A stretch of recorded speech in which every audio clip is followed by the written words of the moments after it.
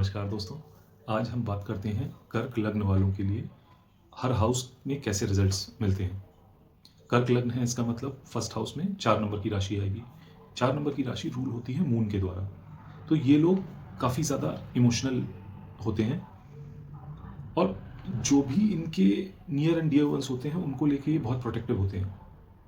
लेकिन यहीं अगर कोई इनको बिट्रे करता है या किसी तरीके का धोखा देता है और इनकी बैड बुक्स में आ जाता है तो ये उसके प्रति रिवेंजफुल भी बहुत ज़्यादा हो जाते हैं। और ये इमीडिएट रिवेंज या वर्बल आर्ग्यूमेंट्स में इंडल्ज होना प्रेफर नहीं करते। ये वेट करेंगे सही समय का और ये आपको इमोशनली ही चोट पहुंचाएंगे। ये इतना लंबा वेट कर सकते हैं अपने रिवेंज के लिए कि आप शायद भूल भी जाएं उस बात के बारे में और ये 10-15 साल बाद जाके जब इनको अपॉर्चुनिटी मिले तो वो उस चीज़ का बदला आपसे निकालें। लेकिन यहीं अगर आप इनकी गुड बुक्स में हैं तो ये आपके माँ बाप की तरह ध्यान रखते हैं, आपकी हर छोटी ज़रूरत का ध्यान रखते हैं एंड बहुत प्रोटेक्टिव होते हैं आपको लेकर। तो बेसिकली बॉटम लाइन ये है कि कर्क लग्न वालों की गुड बुक्स में रहिए तो बेहतर है आपके लिए। अगर किसी को दुखी किया है तो जाके क्षमा याचना करिए उसके सामने, ताकि वो 10 साल बाद अपना बदला ना ले आपसे। चलिए अब कर्क लग्न वालों के सेकंड हाउस में आते हैं। सेकंड हाउस में आएगी 5 नंबर की राशि। 5 नंबर की राशि रूल होती है सन के द्वारा, जिसको किंग ऑफ ऑल प्लैनेट्स बोला जाता है एस्ट्रोलॉजी के अंदर। तो ये अपने फैमिली मेंबर्स को रॉयल्टी की तरह ट्रीट करते हैं, उनके लिए प्रोटेक्टिव रहेंगे बहुत ज़्यादा। और ये अपने फैमिली को एक तरीके से शो ऑफ भी करते हैं। शो ऑफ हमेशा नेगेटिव कॉनोटेशन से मत अटैच करिएगा, मतलब they are so proud of their family कि उनको उनके बारे में बात करना अच्छा लगता है। ये लोग, क्योंकि 5 नंबर की राशि किंगली नेचर देती है सेकंड हाउस में, सेकंड हाउस आपकी वेल्थ का भी है, तो ये लोग जितना अपना एक्यूमुलेटेड वेल्थ लोगों के साथ शेयर करेंगे राजा की तरह, उतनी ही ज़्यादा लौट कर इनके पास धनराशि आएगी। अगर ये लोग बहुत माइजर बन जाते हैं तो ये पाएंगे कि इनको पैसे का यूजुअली प्रॉब्लम रहेगा। और पैसे का प्रॉब्लम होने का मतलब ये ज़रूरी नहीं है कि इनके पास पैसे ही नहीं है, बट उसका मतलब ये भी हो सकता है कि पैसे, मान लीजिए इनकी इनकम 1 करोड़ है बट ख्वाब 1.5 करोड़ के हैं, 2 करोड़ के हैं। तो 1 करोड़ की इनकम होने के बावजूद भी ये डिससेटिस्फाइड फील कर रहे हैं। बट यहीं ये अपनी इस इनकम को अगर शेयर करते रहेंगे लोगों के साथ तो ये पैसे को बहुत अच्छे से एंजॉय कर पाएंगे। चलिए अब आते हैं थर्ड हाउस पे। थर्ड हाउस में कर्क लग्न वालों के लिए आएगी 6 नंबर राशि, यानी कि वर्गो का साइन। वर्गो का साइन जहाँ भी आता है उस हाउस के एट्रीब्यूट्स को, हमारी नेचुरल टेंडेंसी होती है कि हम क्रिटिसाइज बहुत करते हैं,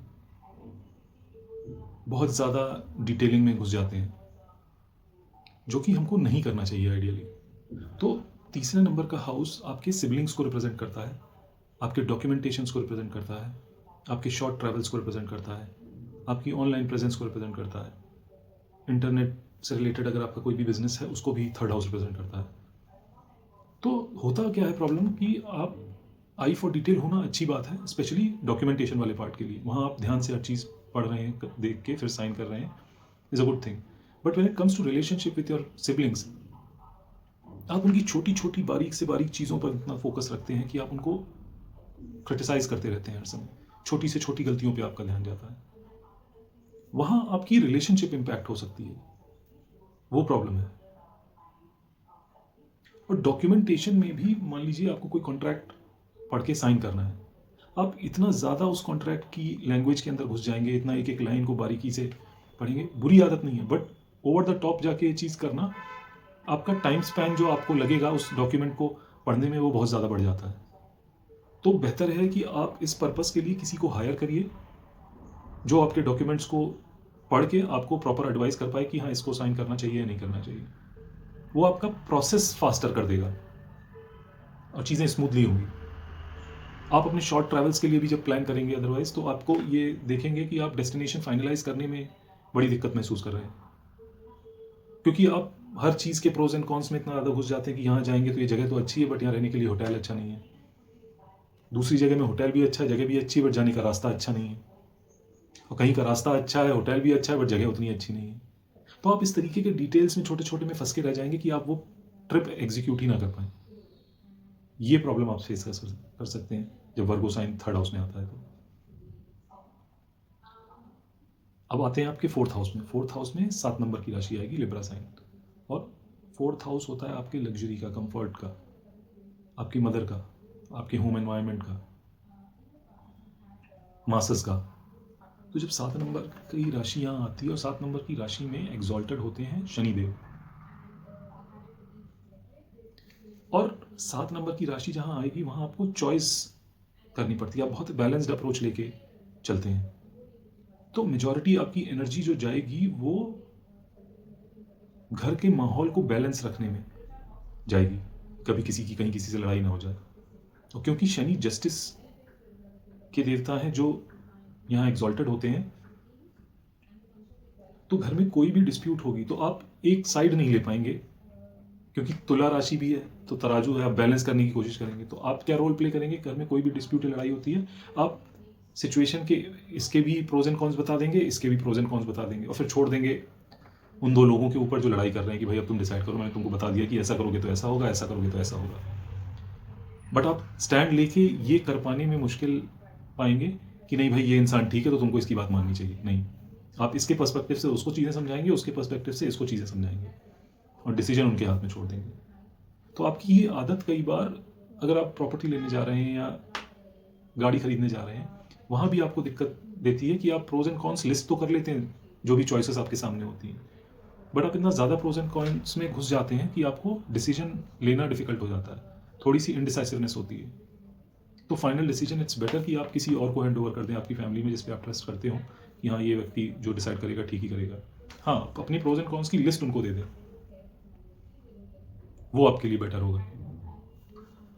और 7 नंबर राशि वीनस से रूल होती है और ये आपके पार्टनर को भी रिप्रेजेंट करती है, और चौथा नंबर का हाउस मदर का होता है। तो ऐसी पॉसिबिलिटी है कि आपकी मदर ने मेजर रोल प्ले किया हुआ हो आपकी शादी होने में, आपके लाइफ पार्टनर को आपकी मदर ने ही हो सकता है चूज किया हो, ये पॉसिबिलिटी है। चलिए अब 5th हाउस में आते हैं। 5th हाउस में आएगी 8 नंबर की राशि। 8 नंबर की राशि होती है पेन, सफरिंग, ट्रांसफॉर्मेशंस की, इन डेप्थ रिसर्च की। और 5th हाउस है आपकी हॉबीज का, आपके फर्स्ट बॉन्ड का, आपकी पढ़ाई का। तो आपका ऐसा नेचर हो सकता है, बहुत हाई पॉसिबिलिटी है कि आप अगर कोई भी चीज़ पढ़ना चाहते हैं तो आप सुपरफिशियल लेवल पे नहीं जानना चाहेंगे उसको, आप उसकी इन डेप्थ रिसर्च करना चाहेंगे, डीप में जाके उस चीज़ को समझना चाहेंगे। अब क्योंकि 5th हाउस आपके फर्स्ट बॉन्ड का भी है, तो हो सकता है कि आपके पहले बच्चे की लाइफ में बहुत ट्रांसफॉर्मेशंस आते रहें फ्रॉम टाइम टू टाइम, तो उनकी लाइफ थोड़ा डिफिकल्टीज से भरी हुई हो सकती है। ये बहुत हाई चांसेस है अगर 8 नंबर की राशि वहाँ आ रही है। चलिए अब आते हैं 6th हाउस में। 6th हाउस में आएगी 9 नंबर की राशि, यानी कि सेजिटेरियस, धनु राशि। और 6th हाउस आपके जॉब का है, आपके लोन्स का है, आपके एनिमीज का है। तो और 9 नंबर की राशि आपके भाग्य को भी दर्शाती है, और छठा भाव आपके सेवा भाव का है, आपके हाउस हेल्प्स का है, आपके सबॉर्डिनेट्स का है, आपके एम्प्लॉयज का है, डॉग्स का भी 6th हाउस होता है, क्योंकि लाल किताब में 6th हाउस को केतु का पक्का घर भी बोला गया है। तो अगर आप डॉग्स की सेवा करते हैं, उनको खाना खिलाते हैं, या घर में आप अडॉप्ट करके लेके आते हैं और उसका ध्यान रखते हैं अच्छे से, तो आप अपना 6th हाउस बैलेंस कर रहे हैं, और आप पाएंगे कि आपका लक शाइन करेगा उसके बाद ज़्यादा। बट ये नहीं करना है कि अडॉप्ट करके ले आए और ध्यान कोई और रख रहा है, ध्यान भी आपको रखना है, तभी फर्क पड़ेगा इस चीज़ का। सिर्फ घर पे ले आना और कोई हेल्प हायर कर लेना कि हाँ वो ध्यान रख रही है, रख रहा है, उससे आपके भाग्य पे कोई फर्क नहीं पड़ने वाला। दूसरा, सेवा भाव दूसरे तरीके से भी हो सकता है कि आप ओल्ड एज होम में जाकर बुजुर्गों के साथ समय व्यतीत करिए, उनसे बातचीत करिए, उनका हाल चाल लीजिए। यहाँ आपके फिजिकल लेबर का डोनेशन ज़्यादा इंपॉर्टेंट है इंस्टेड ऑफ मनी। पैसे का डोनेशन भी अच्छा है, बट वो आपको उतना लाभ नहीं देगा जितना आपका फिजिकल लेबर का डोनेशन है वो देगा। अगर आप डॉग नहीं पाल सकते हैं तो आप एनिमल शेल्टर में जाकर टाइम स्पेंड कर सकते हैं उनके साथ। ओल्ड एज होम में जाके बुज़ुर्गों के साथ टाइम स्पेंड कर सकते हैं। और ये दोनों चीज़ आप नहीं कर पा रहे हैं तो किसी भी रिलीजियस इंस्टीट्यूशन में जाके based on your belief system आप वहाँ सेवा दान कर सकते हैं। अब उस सेवा दान कैसे हो सकती है? मंदिर में जाके आप साफ सफाई में मदद कर सकते हैं। सुबह जाके लोगों के जूते चप्पल जहाँ रखे जाते हैं आप वहाँ हाथ बटा सकते हैं मैनेज करने में। गुरुद्वारे में जाके आप लंगर में सर्व कर सकते हैं लोगों को जो खाने आ रहे हैं वहाँ। ये सारी एक्टिविटी अपने 6th हाउस को बैलेंस करेगी और आपका भाग्य अपलिफ्ट करेगी। आप जॉब में बेहतर अपॉर्चुनिटीज़ मिलेंगी और आपको रिवॉर्डिंग जॉब रहेगा। अगर डेट बहुत ज़्यादा है, डेट में भी कमी आएगी, या फिर आप बहुत बेहतर तरीके से मैनेज कर पाएंगे अगर आज की डेट में आप स्ट्रगल कर रहे हैं तो। आपके दुश्मन अगर काफ़ी ज़्यादा हैं तो उनमें भी कमी आएगी। चलिए अब आते हैं 7वें भाव में। 7th हाउस में आएगी 10 नंबर की राशि। 10 नंबर की राशि रूल होती है शनिदेव द्वारा, और 10 नंबर की राशि आपके नीज को भी रिप्रेजेंट करती है। तो ये बोला जाता है कि 10 नंबर की राशि जिस भी हाउस में आती है उस हाउस से रिलेटेड एट्रीब्यूट्स के सामने आपको घुटने टेकने पड़ते हैं। तो 7th हाउस आपके स्पाउस का होता है, आपके बिजनेस पार्टनर का होता है, आपकी पब्लिक इमेज का होता है। तो आपको लाइफ में ऐसे सिनेरियोज फेस करने पड़े, ऐसा हो सकता है जहाँ पर आपको थक हार के अपने स्पाउस की बात माननी पड़े, भले ही वो आपको लॉजिकल लगे या ना लगे, बट उनके आगे आपको घुटने टेकने पड़ेंगे। ये पॉसिबिलिटी है। 10 नंबर की राशि क्योंकि शनिदेव द्वारा रूल होती है तो ये आपके शादी में डिले भी दिखा सकता है। अगर आप बिजनेस कर रहे हैं तो बिजनेस की ग्रोथ में डिले दिखा सकता है। कोई भी बिजनेस डीलिंग के लिए आप जाते हो तो नॉर्मली किसी की अगर 1-2 मीटिंग में हो जाती हो डील फाइनलाइज, तो आपको उसकी जगह हो सकता है 4-5 मीटिंग लगे। ये पॉसिबिलिटी है। तो ये 10 नंबर की राशि का एसेंस है। और एक सबसे ज़्यादा इंपॉर्टेंट चीज़, क्योंकि आप कर्क लग्न के हैं और 10 नंबर राशि आपके 7वें हाउस में, 7वां हाउस मारक हाउस बोला जाता है, और कर्क लग्न का व्यक्ति इमोशनल होता है बहुत ज़्यादा, अपने मन की खुशी के लिए काम करना ज़्यादा प्रेफर करता है। और 10 नंबर की राशि होती है मासस की, एक पद की। तो ऐसे व्यक्ति अगर किसी भी तरीके की मासस से डील करने वाली ऑर्गेनाइजेशन को ज्वाइन करते हैं फॉर चैरिटी पर्पसेस, जो काम करती हैं, या फिर कोई पॉलिटिकल पार्टी हो, वो इनके लिए अच्छा नहीं है, नहीं करना चाहिए। जिस दिन वो उसे ज्वाइन करेंगे उसके बाद से इनका डाउनफॉल शुरू हो जाएगा, बिकॉज इस हाउस में जो राशि है उसकी energy is not aligned with your लग्न, जो आपकी पर्सनैलिटी टाइप है। तो आप उतना फ्लरिश नहीं कर पाएंगे इसमें। चलिए अब 8वें नंबर के हाउस में आते हैं, क्योंकि 10 नंबर राशि अगर 7वें भाव में आ रही है तो 8वें हाउस में 11 नंबर की राशि आएगी। और यूजुअली ऐसा देखा गया है कि 11 नंबर की राशि क्योंकि को रूल होती है राहु के द्वारा, जब राहु की दशा में शनि की अंतरदशा आती है तो आप इस तरीके का डिसीजन ले लेते हैं अगर आपके प्लैनेट्स आपके फेवर में नहीं है। आप कोई ना कोई ट्रस्ट या कोई ऐसी ऑर्गेनाइजेशन ज्वाइन कर लेंगे, पॉलिटिकल ऑर्गेनाइजेशन, जो कारण बनेगा आपके डाउनफॉल का। तो आपको नहीं करना है ऐसा। चलिए अब 8वें भाव में आते हैं। 8वां भाव यानी कि 8th हाउस में 11 नंबर की राशि आ रही है, जो कि को रूल होती है राहु के द्वारा। तो राहु और सैटर्न का दोनों का कॉम्बिनेशन यहाँ मिल जाता है। और 8वां नंबर है ऑकल्ट साइंस का, 8वां नंबर का भाव मैन्युफैक्चरिंग का है, किसी भी चीज़ को डीप में जाके जानने का है। तो 11 नंबर की राशि जब यहाँ आती है तो राहु और सैटर्न का कॉम्बिनेशन के ट्रेड्स आपको देखने मिलते हैं। तो ये व्यक्ति पॉसिबिलिटी है कि एक टाइम पे अपनी लाइफ में बहुत ज़्यादा ऑब्सेस्ड हो जाए 8th हाउस की एक्टिविटीज़ को लेके, ऑकल्ट साइंस से रिलेटेड सब्जेक्ट्स को लेकर। 11 नंबर की राशि गेंस की भी है। तो अगर ये लोग कोई भी काम जो 8th हाउस से रिलेटेड है करते हैं, इंश्योरेंस सेक्टर का काम भी 8th हाउस से रिलेटेड है, तो इनको काफ़ी बेनिफिट होगा। चलिए अब 9th हाउस में आते हैं। 9th हाउस में 12 नंबर राशि आती है। 12 नंबर राशि है स्पिरिचुअलिटी की, आइसोलेशन की, फॉरेन सेटलमेंट की, लॉन्ग टर्म इन्वेस्टमेंट्स की, आपकी स्लीप को भी दर्शाती है कि नींद कैसी होगी आपकी। और 9th हाउस है आपके फादर का, आपके गुरु का, ट्रेडिशंस का, रिचुअल्स का, लॉन्ग डिस्टेंस ट्रैवल्स का, आपके भाग्य का।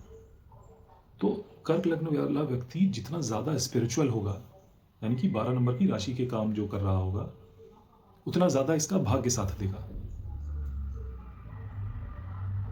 तो अब क्या क्या चीज़ कर सकते हैं? एक तो स्पिरिचुअली इंक्लाइंड अगर आप हैं तो ऑलरेडी चीज़ें आपके फेवर में चल रही होंगी।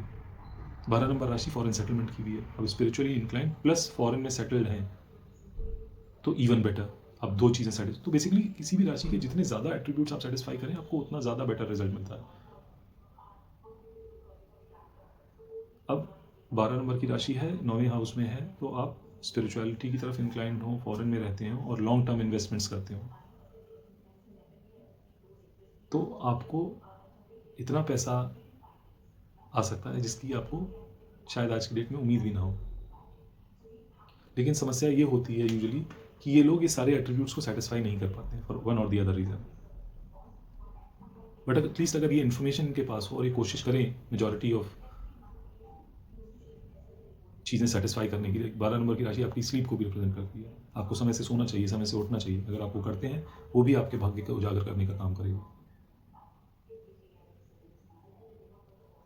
तो ये था 9th हाउस में कैसे रिजल्ट्स मिलते हैं कर्क लग्न के लोगों को। चलिए अब इनके 10वें भाव में आते हैं। 10वां भाव है एक आपके प्रोफेशन का, और यहाँ आ रही है 1 नंबर राशि एरीज की, जो मार्स से रूल होती है।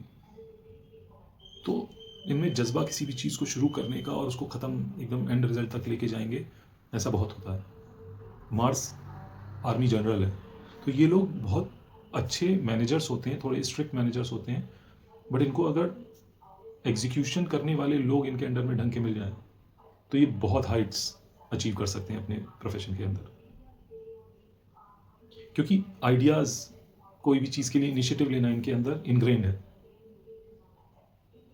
बट उस एनर्जी को सस्टेन करने के लिए, to take the task to its completion, इनको एक अच्छी टीम की रिक्वायरमेंट ज़रूर होती है। डायरेक्शन देने में ये बहुत अच्छे होंगे, लीड करने में बहुत अच्छे होंगे, बट एग्जीक्यूशन पार्ट के लिए इनको डिपेंडेंट होना पड़ता है किसी और पे। चलिए अब 11वें हाउस में आते हैं। 11 नंबर का हाउस में 2 नंबर की राशि आ रही है। 11 नंबर का हाउस है आपके डिज़ायर्स का, आपकी ग्रीड का, आपके दोस्तों का, आपके रिश्तेदारों का, आपके फादर के सिबलिंग्स का, चाचा जी, ताऊ जी। और 2 नंबर की राशि रिप्रेजेंट करती है आपकी फैमिली को, आपके खाने पीने की आदतों को, आपकी एक्यूमुलेटेड वेल्थ को, आपकी स्पीच को। तो आपकी स्पीच जितनी अच्छी होगी टुवर्ड्स योर फ्रेंड्स, अपने रिश्तेदारों के लिए, उतना ज़्यादा आप गेन करेंगे, गेन देखेंगे अपनी लाइफ में। आपके डिज़ायर्स उतना इजीली पूरा होंगे। 2 नंबर की राशि खाने की भी होती है। आप अपने रिश्तेदारों को, अपने दोस्तों को खाना खिलाएंगे जितना, उतना आपकी इनकम में वृद्धि होगी, आपके डिज़ायर्स पूरे होंगे। अब आते हैं 12वें हाउस में। फाइनली 12वें हाउस में आती है जेमिनी राशि, 3 नंबर की राशि, जो मल्टीप्लिसिटी का कारक है।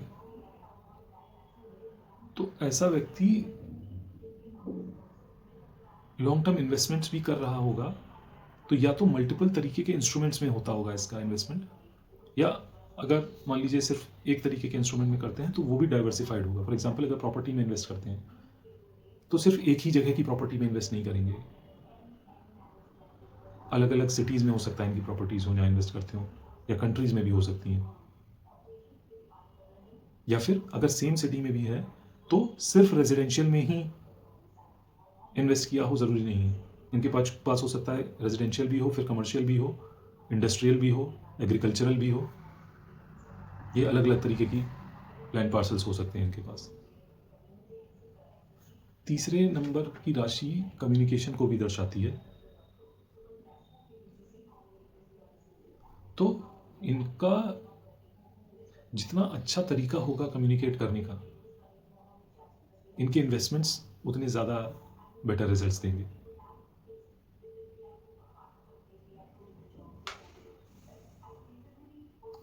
बारह नंबर की राशि फॉरेन सेटलमेंट की भी है, तो ये पॉसिबिलिटी है कि ये मल्टीपल फॉरेन लैंड्स पे